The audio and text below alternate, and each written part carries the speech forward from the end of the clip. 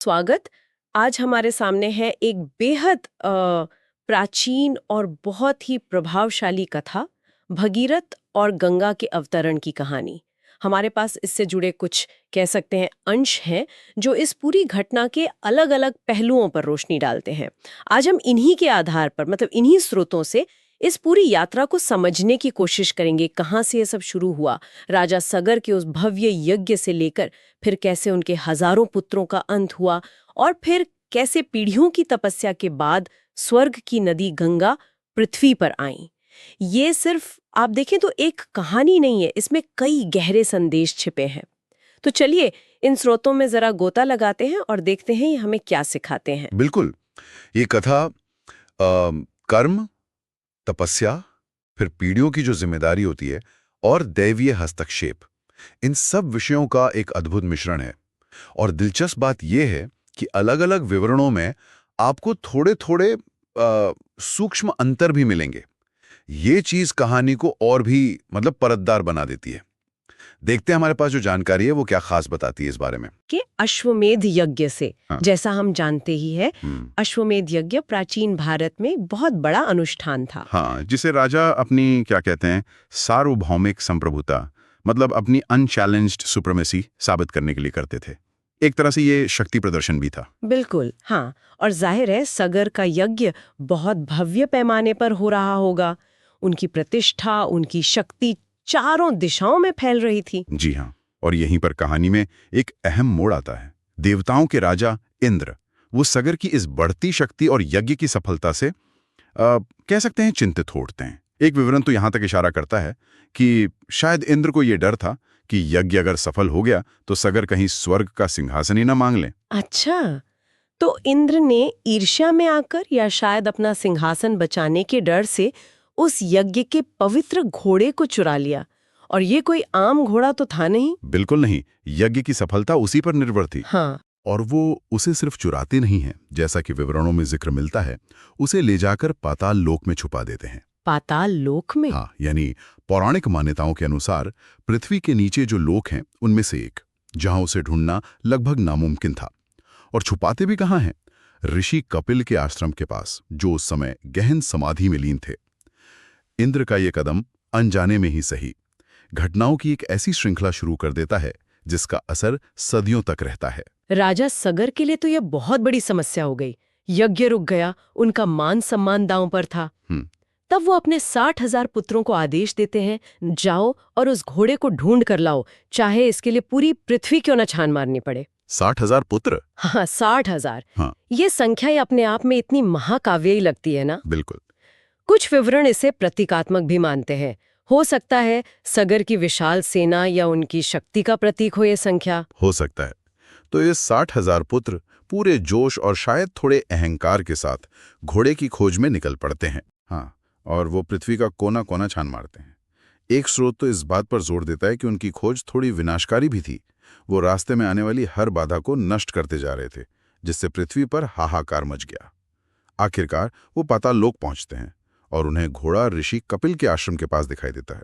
और यहीं पर वो भयानक गलती हो जाती है। जी, वे ऋषि कपिल को समाधि में लीन देखते हैं।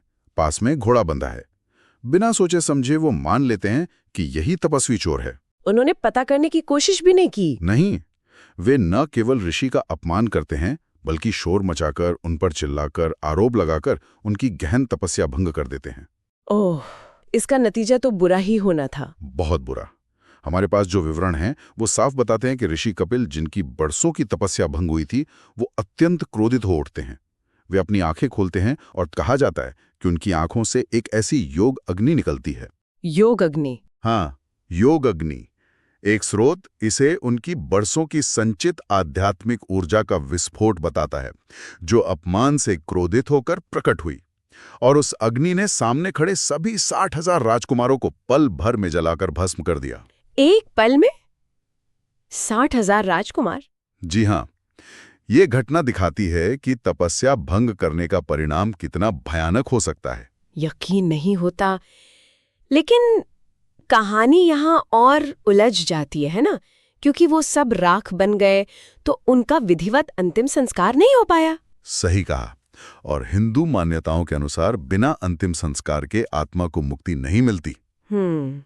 और ये बिंदु आप देखें तो कर्म और उसके परिणामों के सिद्धांत को बहुत गहराई से दिखाता है। राजकुमारों के कर्म, ऋषि का अपमान का फल उन्हें तुरंत मिला, लेकिन उसका असर वहीं खत्म नहीं हुआ। अंतिम संस्कार न होने की वजह से उनकी आत्माएं अतृप्त रह गई, भटकने लगी, और ये उनके वंशजों के लिए एक भारी जिम्मेदारी बन गई जो पीढ़ी दर पीढ़ी महसूस की जाती रही।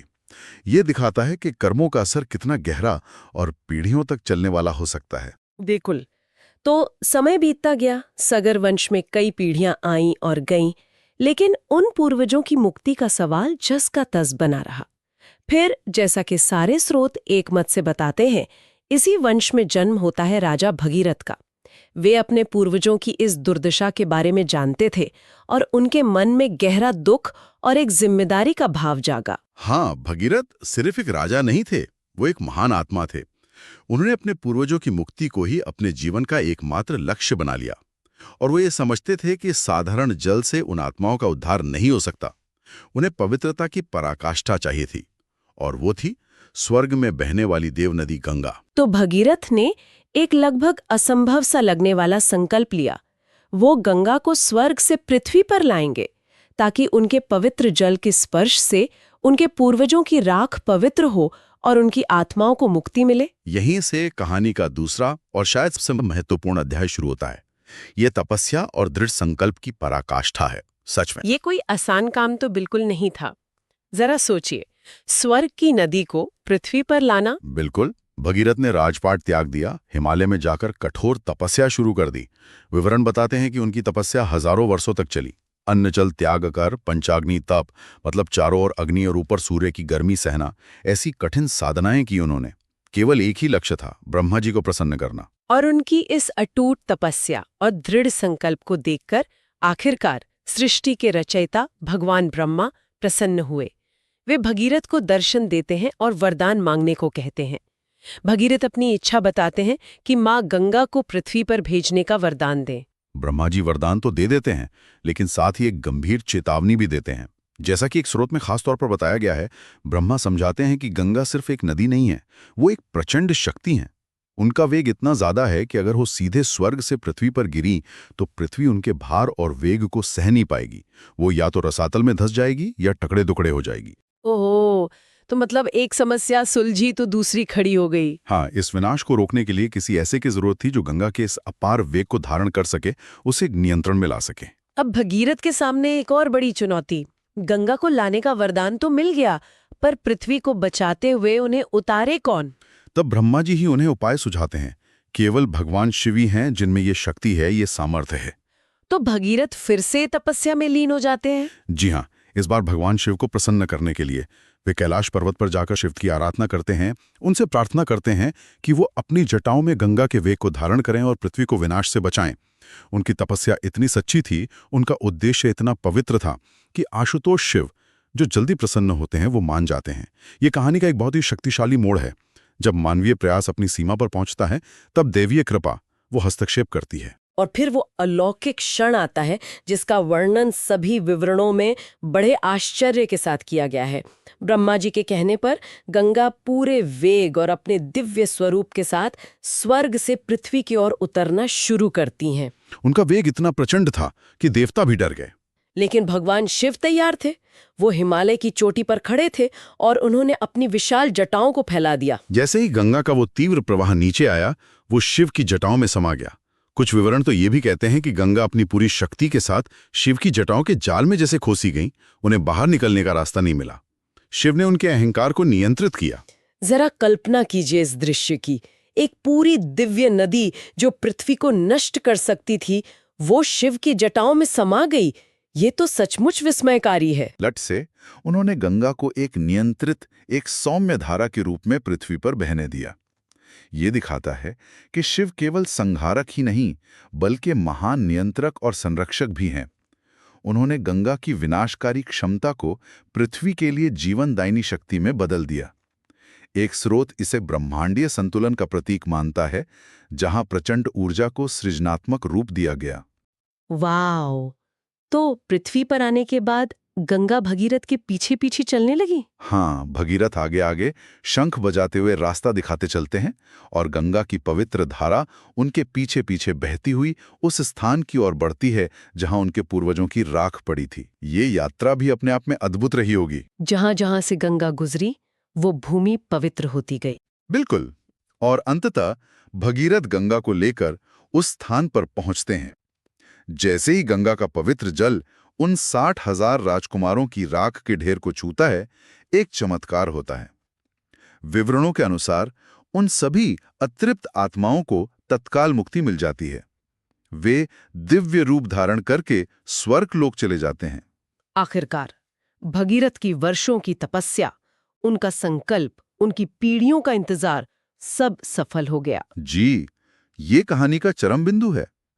एक व्यक्ति के दृढ़ निश्चय और तपस्या ने न केवल अपने पूर्वजों का उद्धार किया, बल्कि पृथ्वी को भी एक अमूल्य उपहार दिया। हाँ, जैसा एक स्रोत कहता भी है, यह केवल जल नहीं, यह करुणा, तप और संकल्प की बहती हुई धारा है। बिल्कुल, यह घटना दर्शाती है कि सच्ची निष्ठा और परोपकार के उद्देश्य से किए गए प्रयास कितने शक्तिशाली हो सकते हैं।